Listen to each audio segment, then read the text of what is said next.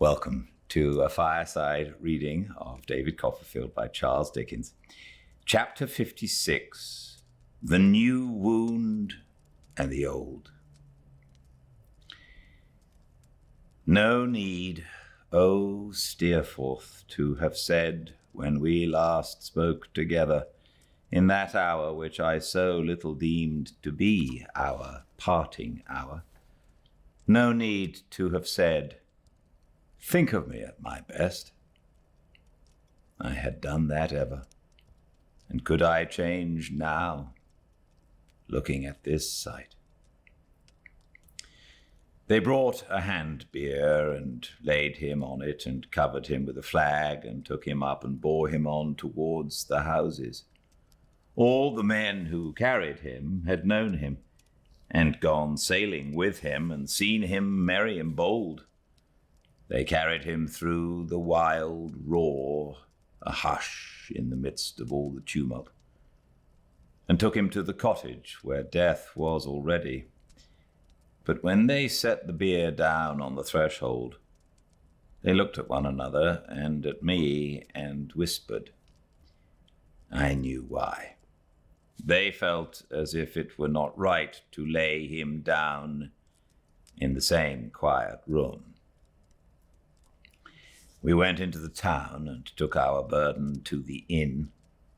So soon as I could at all collect my thoughts, I sent for Joram and begged him to provide me a conveyance in which it could be got to London in the night.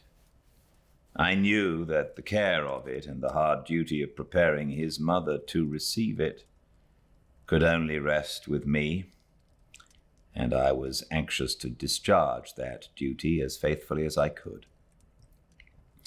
I chose the night for the journey that there might be less curiosity when I left the town, but although it was nearly midnight when I came out of the yard in a chaise, followed by what I had in charge, there were many people waiting.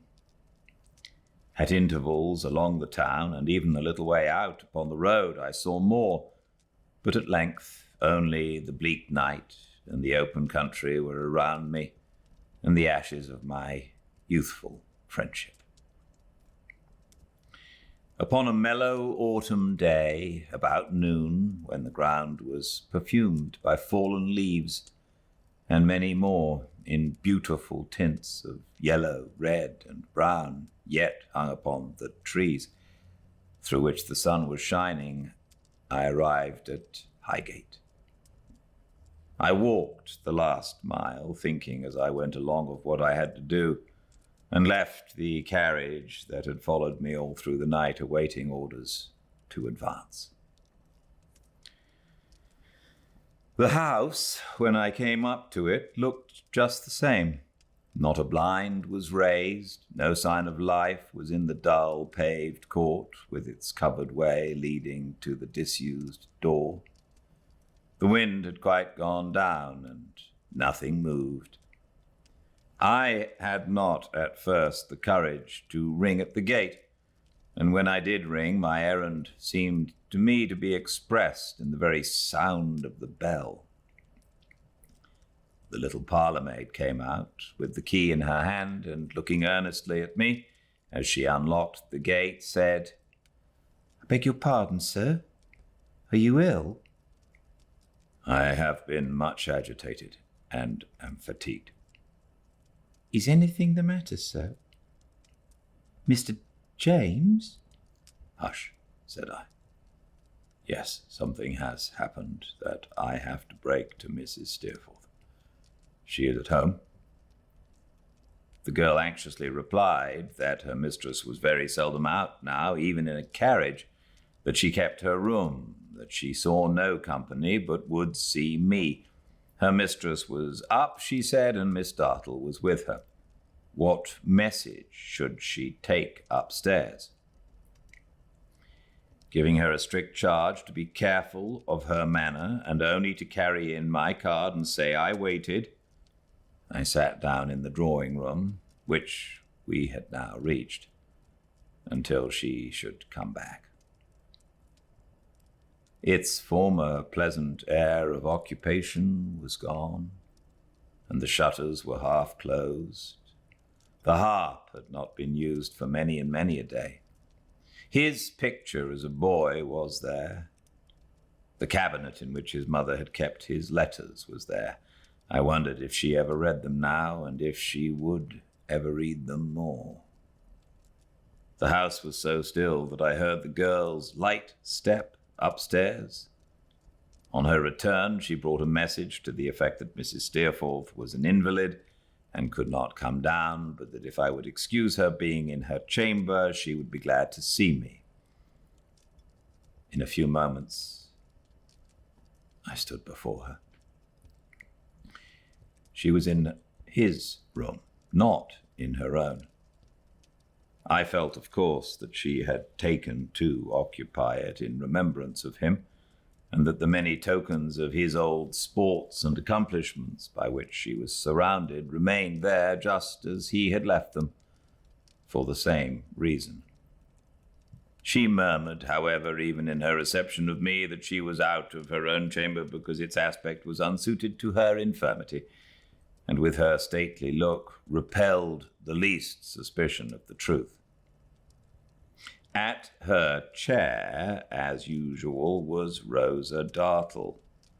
From the first moment of her dark eyes resting on me, I saw she knew I was the bearer of evil tidings. The scar sprung into view that instant. She withdrew herself a step behind the chair to keep her own face out of Mrs. Steerforth's observation, and scrutinized me with a piercing gaze that never faltered, never shrunk. "I am sorry to observe you are in mourning, sir," said Mrs. Steerforth. "I am unhappily a widower," said I. "You are very young to know so great a loss," she returned. "I am grieved to hear it. I am grieved to hear it. I hope time will be good to you." "I hope time," said I, looking at her, "will be good to all of us.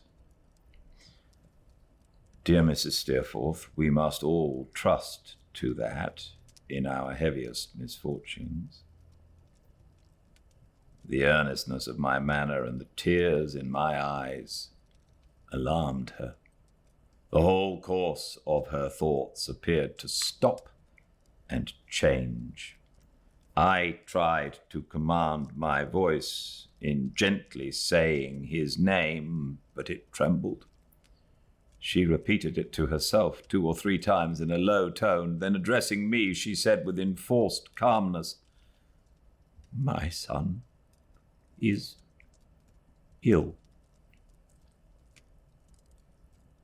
Very ill." "You have seen him?" "I have." "Are you reconciled?" I could not say yes. I could not say no. She slightly turned her head towards the spot where Rosa Dartle had been standing at her elbow, and in that moment I said, by the motion of my lips, to Rosa, "Dead." That Mrs. Steerforth might not be induced to look behind her and read, plainly written, what she was not yet prepared to know, I met her look quickly. But I had seen Rosa Dartle throw her hands up in the air with vehemence of despair and horror, and then clasp them to her face. The handsome lady, so like, oh, so like, regarded me with a fixed look and put her hand to her forehead. I besought her to be calm and prepare herself to bear what I had to tell, but I should rather have entreated her to weep, for she sat like a stone figure. "When I was last here," I faltered, "Miss Dartle told me he was sailing here and there. The night before last was a dreadful one at sea. If he were at sea that night and near a dangerous coast, as it is said he was, and if the vessel that was seen should really be the ship which... "Rosa," said Mrs. Steerforth, "come to me." She came, but with no sympathy or gentleness. Her eyes gleamed like fire as she confronted his mother and broke into a frightful laugh. "Now," she said, "is your pride appeased, you mad woman? Now has he made atonement to you with his life, do you hear? His life!" Mrs. Steerforth, fallen back stiffly in her chair and making no sound but a moan, cast her eyes upon her with a wide stare. "Aye," cried Rosa, smiting herself passionately on the breast, "look at me! Moan and groan and look at me! Look here," striking the scar, "at your dead child's handiwork." The moan the mother uttered from time to time went to my heart, always the same, always inarticulate and stifled, always accompanied with an incapable motion of the head, but with no change of face, always proceeding from a rigid mouth and closed teeth, as if the jaw were locked and the face frozen up in pain. "Do you remember when he did this?" she proceeded. "Do you remember when in his inheritance of your nature and in your pampering of his pride and passion, he did this and disfigured me for life? Look at me, marked until I die with his high displeasure, and moan and groan for what you made him." "Miss Dartle," I entreated her, "for heaven's sake." "I will speak," she said, turning on me with her lightning eyes. "Be silent, you! Look at me, I say, proud mother of a proud, false son! Moan for your nurture of him. Moan for your corruption of him. Moan for your loss of him. Moan for mine!" She clenched her hand and trembled through her spare, worn figure, as if her passion were killing her by inches. "You resent his self-will!" she exclaimed. "You, injured by his haughty temper! You, who opposed to both, when your hair was grey, the qualities which made both, when you gave him birth! You, who from his cradle reared him to be what he was and stunted what he should have been! Are you rewarded now for your years of trouble? Oh, Miss Dartle, shame! Oh, cruel! I tell you," she returned, "I will speak to her. No power on earth should stop me while I was standing here. Have I been silent all these years, and shall I not speak now? I loved him better than you ever loved him," turning on her fiercely. "I could have loved him and asked no return. If I had been his wife, I could have been the slave of his caprices for a word of love a year. I should have been. Who knows it better than I? You were exacting, proud, punctilious, selfish. My love would have been devoted, would have trod your paltry whimpering underfoot." With flashing eyes, she stamped upon the ground as if she actually did it. "Look here," she said, striking the scar again with a relentless hand. "When he grew into the better understanding of what he had done, he saw it and repented of it. I could sing to him and talk to him and show the ardour that I felt in all he did, and attain with labour to such knowledge as most interested him, and I attracted him. When he was freshest and truest, he loved me. Yes, he did. Many a time when you were put off with a slight word, he has taken me to his heart." She said it with a taunting pride in the midst of her frenzy, for it was little less, yet with an eager remembrance of it, in which the smouldering embers of a gentler feeling kindled for the moment. "I descended, as I might have known I should, but that he fascinated me with his boyish courtship into a doll, a trifle for the occupation of an idle hour, to be dropped and taken up and trifled with as the inconstant humour took him. When he grew weary, I grew weary. As his fancy died out, I would no more have tried to strengthen any power I had than I would have married him on his being forced to take me for his wife. We fell away from one another without a word. Perhaps you saw it and were not sorry. Since then, I have been a mere disfigured piece of furniture between you both, having no eyes, no ears, no feelings, no remembrances. Moan? Moan for what you made him, not for your love. I tell you that the time was when I loved him better than you ever did.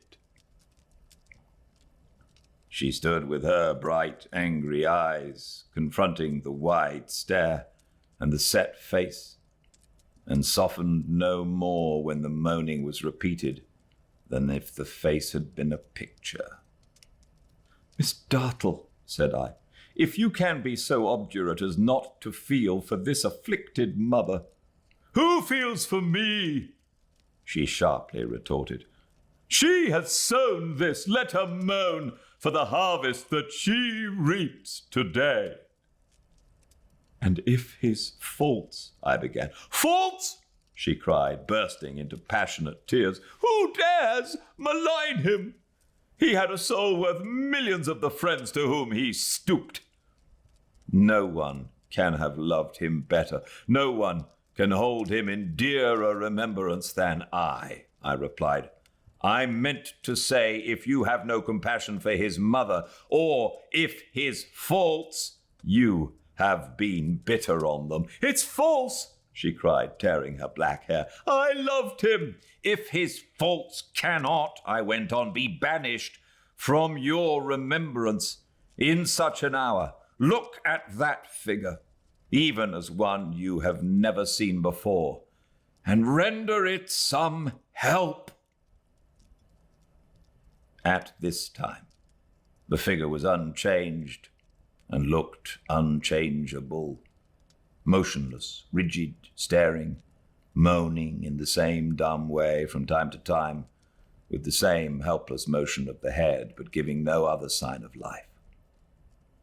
Miss Dartle suddenly kneeled down before it and began to loosen the dress.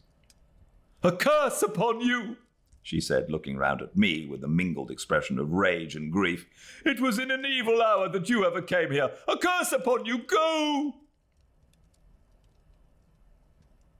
After passing out of the room, I hurried back to ring the bell, the sooner to alarm the servants. She had then taken the impassive figure in her arms, was weeping over it, kissing it, calling to it, rocking it to and fro upon her bosom like a child, and trying every tender means to rouse the dormant senses. No longer afraid of leaving her, I noiselessly turned back again and alarmed the house as I went out.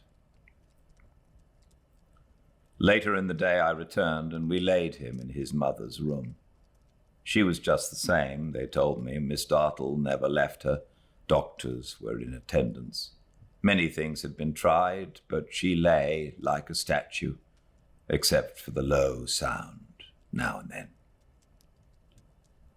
I went through the dreary house and darkened the windows.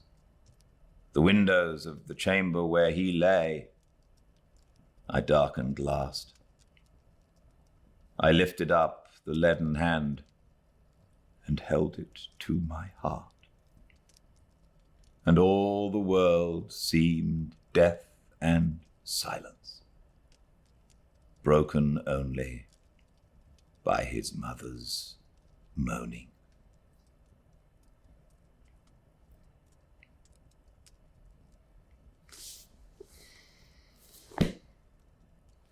More tomorrow, same time and place at 5 Pacific, live at Fireside Reading on Instagram. All the chapters uploaded to the YouTube channel, Fireside Reading. Until I see you all again, please stay very well. Good night.